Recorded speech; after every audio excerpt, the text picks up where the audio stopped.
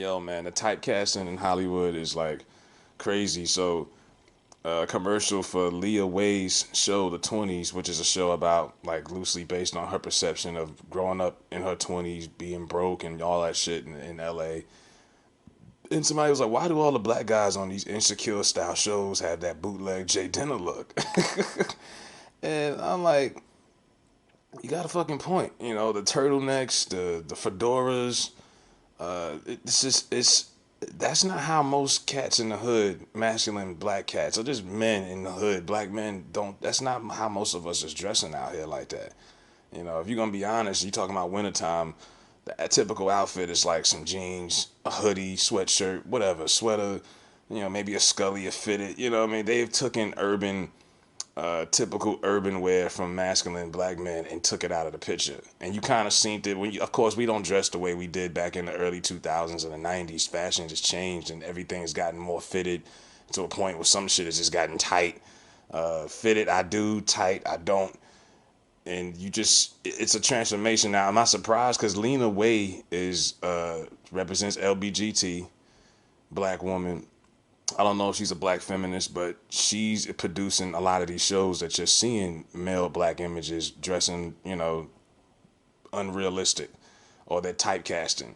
They're making their perception of what they want us to look like, and she is allowed to tell stories of black men, and that's the problem. Because like, where's the real black masculine men that are behind the lenses that can tell the stories of our own? Why the fuck do we have everyone else trying to tell stories of what we are except for ourselves?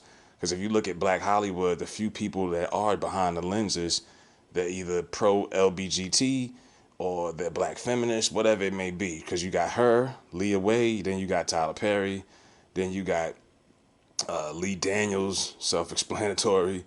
We don't have any real niggas behind the camera lens telling how it really is for us. That's the problem I'm seeing with Black Hollywood right now. They're just, you got this gay black woman telling how she sees us. And she's got a lot of shows popping because not only does she produce this new show, The 20s, she produces The Chi, which I actually watch. I watched The Chi. Now, am I surprised that the lead actor, Jason Mitchell, they took the girl's word for it on some Me Too shit and they got him booked off the show? No. I don't know how they're gonna move on without him, but they just put out the trailer for season 3, and I'm like, I'm now I look about it, and I'm like, okay, they had a black gay woman as the director and the showrunner. I'm not surprised they made that choice, and they said, fuck it, the show will go on. The most popular person on the show is gotten kicked off in favor of the woman who allegedly said he was trying her. There was no proof to it. She also produced Queen and Slim, which is like the knockoff Bonnie and Clyde. Okay, this 20 show, Dear White People on Netflix. She also did one of the first gay cartoon roles on Disney. And she produced the Boomerang show. Now, Boomerang on BET, I actually watched that whole first season. To me, it wasn't, it's entertaining, but it's not, it's definitely not the first one. It's not as realistic that kids in their 20s in Atlanta fresh out of college are doing as great as it seemed like Eddie Murphy was doing in his mid 30s in 1992's New York City with the economy booming.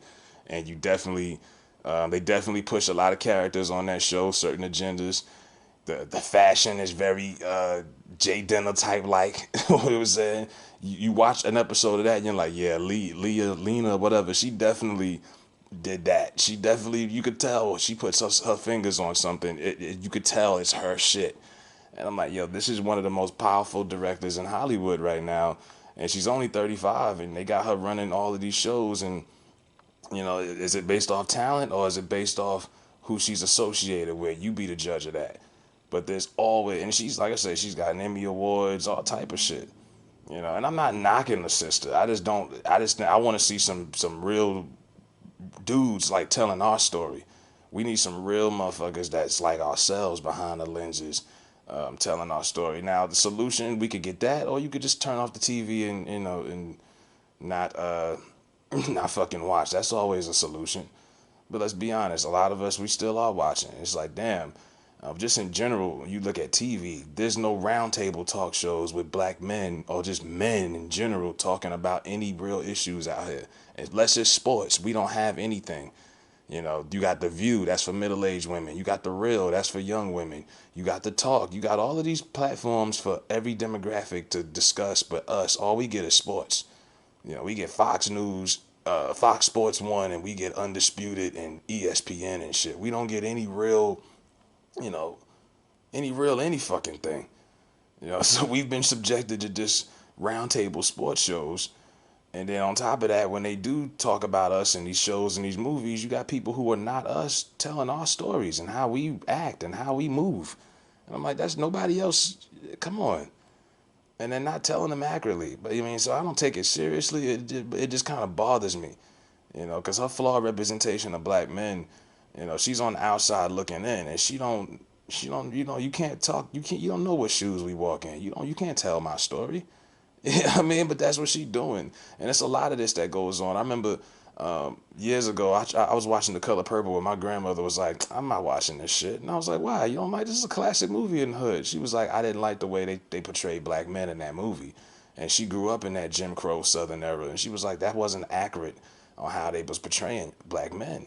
And then when I did my research, Alice Walker, the woman who wrote the book that inspired the movie, was indeed a black feminist.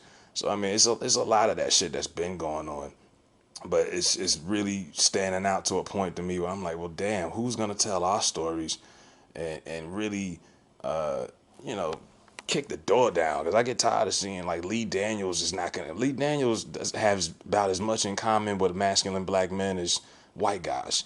You know, Tyler Perry, all of it's always the same stereotype casted bullshit. You have non-masculine black men telling stories of us.